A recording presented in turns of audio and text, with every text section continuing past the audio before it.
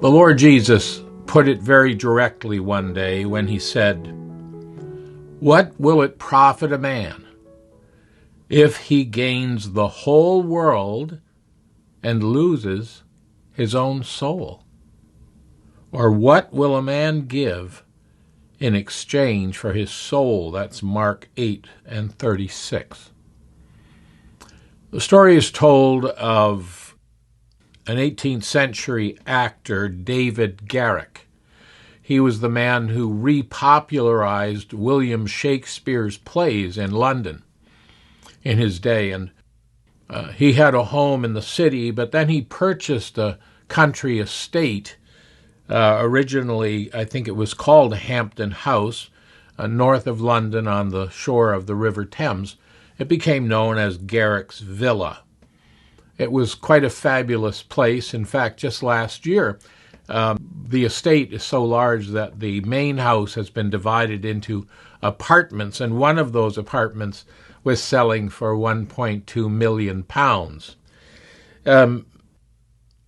One of the additions to the property was a shrine or a temple built for William Shakespeare. And he had beautiful gardens, and it was quite a lavish place. The famous philosopher, Dr. Samuel Johnson, was taken, I believe he bought it in 1754, just after he was married. And Samuel Johnson was taken on a tour of this beautiful estate after he had had it beautified. Garrick was interested in hearing the famous man's response after he had seen the tapestries and the paintings and the furniture and the gardens and everything, the memorabilia he had from the life of William Shakespeare.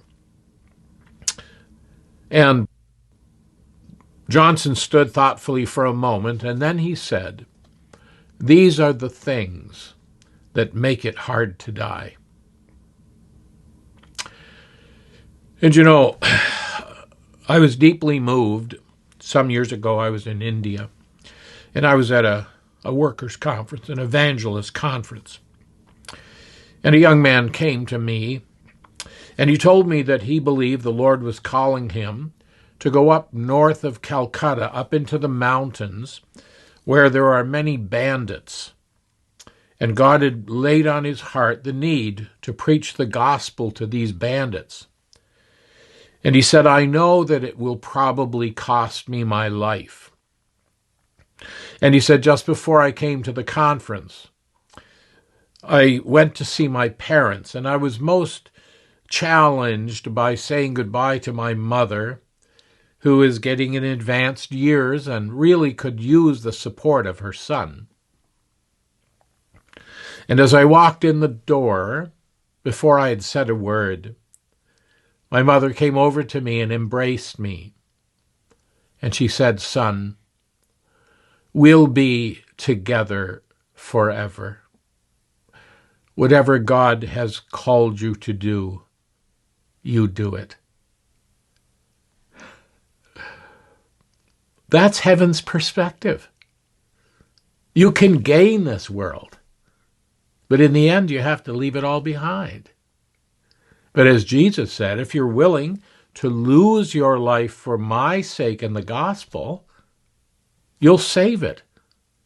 The Apostle Paul could say that he knew whom he had believed and was persuaded that the person he believed, the Lord Jesus, was able to keep that which he had committed to him against that day.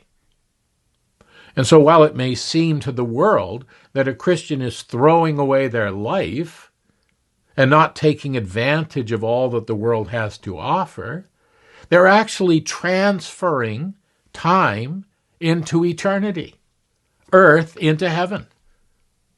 And they're not losing anything. Instead, they're gaining everything that Christ has for them to offer. And so these decisions are not just made once.